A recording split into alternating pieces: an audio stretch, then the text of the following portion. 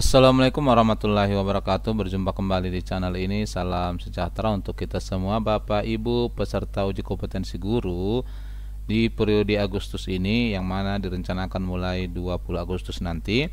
Berikut Bapak Ibu sekalian akan kita sampaikan soal uji kompetensi guru untuk kenaikan jabatan bagi Bapak Ibu. Ini memuat kompetensi teknis, manajerial, dan sosial kultural. Namun sebelumnya, kepada Bapak dan Ibu yang baru bergabung di channel ini atau yang belum mendukung channel ini, mohon bantuannya Bapak Ibu sekalian untuk mendukung channel ini dengan cara subscribe dan aktifkan loncengnya untuk mendapatkan informasi-informasi terbaru dari channel Profesi Guru.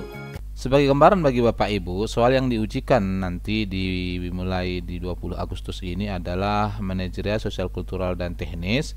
Ya, ini untuk semua jenjang, almana jumlah soalnya ada 68 ya, manajerialnya ada 24, sosial kulturalnya ada 3, dan teknisnya sisanya. Kita akan bahas ini Bapak Ibu sekalian sebagai kelanjutan dari bagian soal selanjutnya. Dalam pertemuan rutin komunitas guru, permasalahan yang sering muncul dan mendapat perhatian adalah metode penilaian efektif dan adil untuk peserta didik. Banyak guru menceritakan bahwa penilaian seringkali didasarkan pada penilaian subjektif. Nah, ini persoalannya ya, penilaian subjektif ya, tidak objektif. Mereka merasa sulit untuk memberikan umpan balik yang khusus dan membangun. Bagaimana solusi Anda dalam hal ini? Nah, mereka berarti dalam ini adalah guru-guru sulit. Tentu untuk mengatasi kesulitan ini ada pandangan baru begitu ya. Jawaban pertama, mengajarkan penilaian diri kepada peserta didik agar mereka dapat merenungkan dan menilai pekerjaan berdasarkan kriteria yang ditentukan. Ini tidak sesuai dengan pernyataan tadi ya, karena ini untuk guru. Jawaban kedua, mengambil pelatihan dan mengikuti pengembangan profesional yang berfokus pada penilaian yang efektif untuk meningkatkan keterampilan penilaian. Nah, ini untuk pribadi. Sementara yang tadi dibutuhkan ya Bapak Ibu sekalian untuk mereka, berarti untuk guru-guru ya secara umum kurang cocok ini. Jawaban 3, memberi dukungan kepada guru untuk memberikan umpan balik yang berkelanjutan kepada peserta didik untuk membantu peserta didik dalam meningkatkan pemahamannya. Nah, kalau menurut saya memberi dukungan ini berarti memberikan pandangan-pandangan baru ya kepada rekan-rekan guru dalam komunitasnya ya. Kan tadi disebutkan di komunitas guru. Ini sepertinya skor tinggi. Kita coba lihat jawaban yang lain. Memahami pentingnya penilaian berkelanjutan sepanjang proses pembelajaran. Nah, ini tidak ada kaitannya. Justru memang di sini juga sudah disebutkan memahami ya, karena penilaian efektif dan adil. Yang berikut, mengadakan analisa hasil penilaian secara berkala yang dapat digunakan sebagai dasar penyusunan rubrik penilaian kinerja peserta didik yang jelas dan terstruktur. Jadi berdasarkan pernyataan dan permasalahan bahwa mereka merasa sulit untuk memberikan umpan balik, maka jawaban yang paling cocok itu adalah memberi dukungan kepada guru. Nah, dukungan di sini Bapak Ibu sekalian maksudnya tentu adalah pandangan-pandangan berdasarkan situasi-situasi di mana penilaian subjektif itu berubah menjadi penilaian objektif ya. Jadi saya lebih memilih nih Bapak Ibu sekalian untuk jawaban nomor 3 yang skornya tinggi. Ya, boleh nanti Bapak Ibu sekalian ditulis komentarnya atau pendapatnya ya. Soal yang berikut Bapak Ibu sekalian, Anda melakukan analisa terhadap minat peserta didik di kelas yang Anda ampu. Oke.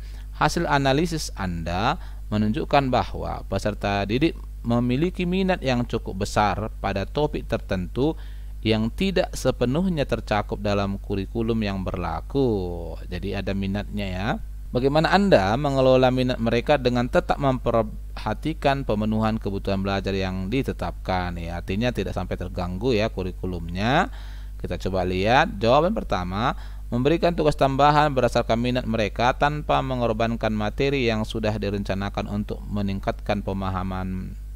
Ya, ini kayaknya bisa ya, berkaitan. Kadang solusi yang kita ambil karena memang sudah ada terstruktur kurikulumnya adalah jawaban pertama ini. Tapi coba kita lihat jawaban yang lain. Berdiskusi dengan bagian kurikulum untuk mendapatkan masukan terkait langkah strategis dalam mengelola minat peserta didik. Nah, ini juga bisa ya, tapi ini adalah perbaikannya untuk kedepannya dan tidak di waktu yang bersamaan dengan pernyataannya tadi. Ketiga, mengagendakan pertemuan khusus dengan guru mata pelajaran lain untuk membahas terkait minat mereka secara lebih mendalam. Nah, ini tidak ada kaitannya dengan pernyataan di soal ya. Keempat, tetap berpegang pada materi yang ada dalam kurikulum agar tetap sesuai dengan jadwal pembelajaran sehingga peserta didik menerima semua materi.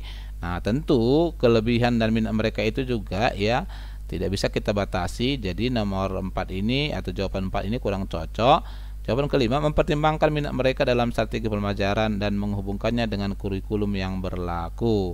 Nah, di sini dinyatakan sikap atau tindakan kita mengelola minat mereka, maka tentu ini kurang cocok. Yang paling cocok adalah di bagian ini ya, memberikan tugas tambahan berdasarkan minat mereka tanpa mengorbankan materi yang sudah direncanakan untuk meningkatkan pemahaman. Jadi itulah langkah yang kita ambil mengelola minat mereka. Tentu tidak semua peserta didik ya Bapak Ibu sekalian. Nah, itu kalau menurut saya jawaban yang paling cocok. Nomor berikut, guru-guru diinstruksikan untuk menggunakan modul ajar yang telah ditetapkan oleh pemerintah. Anda menyusun rencana pembelajaran berdasarkan modul ajar tersebut. Terdapat beberapa materi yang membutuhkan beberapa kali pertemuan ya, karena materi yang cukup banyak ya, muatan materinya katanya cukup banyak. Namun durasi pembelajaran yang tersedia tidak memungkinkan untuk penyampaian keseluruhan materi. Ini analisanya ya, durasinya tidak memungkinkan. Hal ini berdampak pada capaian tujuan pembelajaran Anda. Jika seperti itu, ini kan manajerial ini Bapak Ibu sekalian, apa tindakan kita? Itu ya.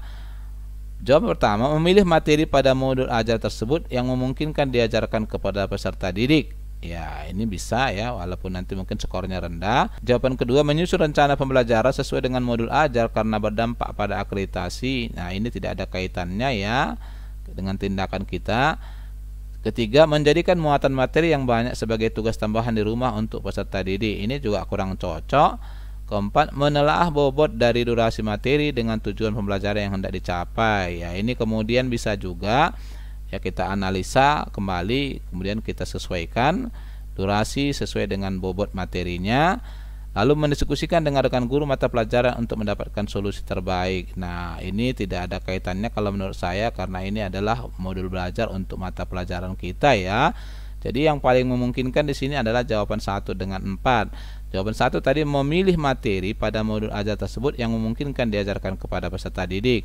Ini salah satu solusi karena memang durasi yang terbatas tadi ya. Atau menelaah bobot dari durasi materi dengan tujuan pembelajaran yang hendak dicapai. Nah, inilah barangkali skor paling tinggi dari jawaban ini. Yang paling cocok adalah, ini paling tinggi menurut saya, menelaah bobot dari durasi materi dengan tujuan pembelajaran yang hendak dicapai ya. Karena tadi alasannya di sini adalah berdampak pada capaian tujuan pembelajaran. Jadi kita telah kembali itu ya Bapak Ibu.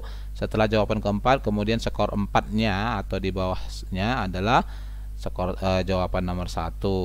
Yang berikut ini Bapak Ibu sekalian, kurikulum saat ini mengharuskan guru untuk mengadakan kelas belajar berbasis proyek yang membutuhkan perlengkapan untuk mendukung kegiatan pembelajaran. Ya, beberapa orang tua peserta didik merasa keberatan jika pelajaran yang Anda ampu banyak melakukan kegiatan pembelajaran yang mengharuskan membeli peralatan yang sulit dan tidak murah.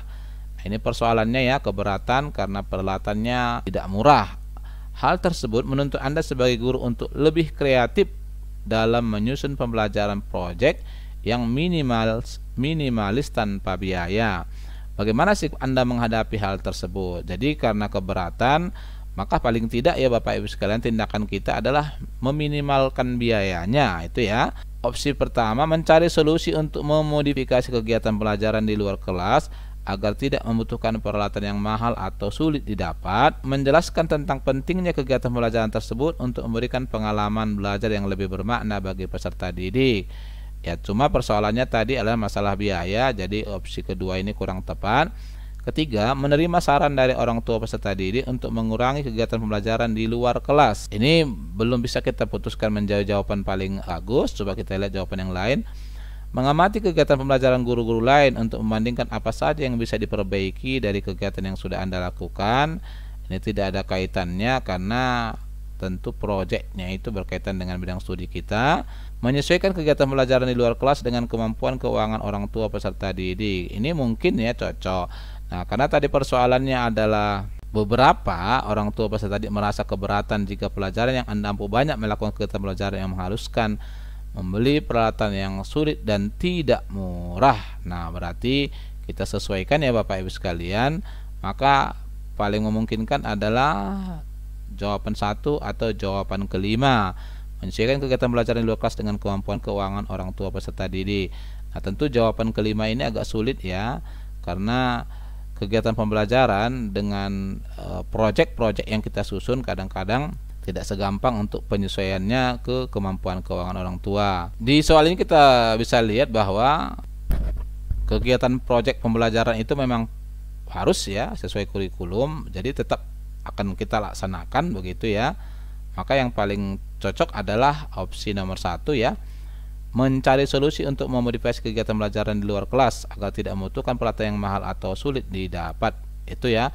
Kemudian setelah itu menyesuaikan kegiatan pembelajaran di luar kelas dengan kemampuan. Nah, tapi yang paling utama adalah ini, jawaban nomor 1, kemudian disusul adalah jawaban nomor 5.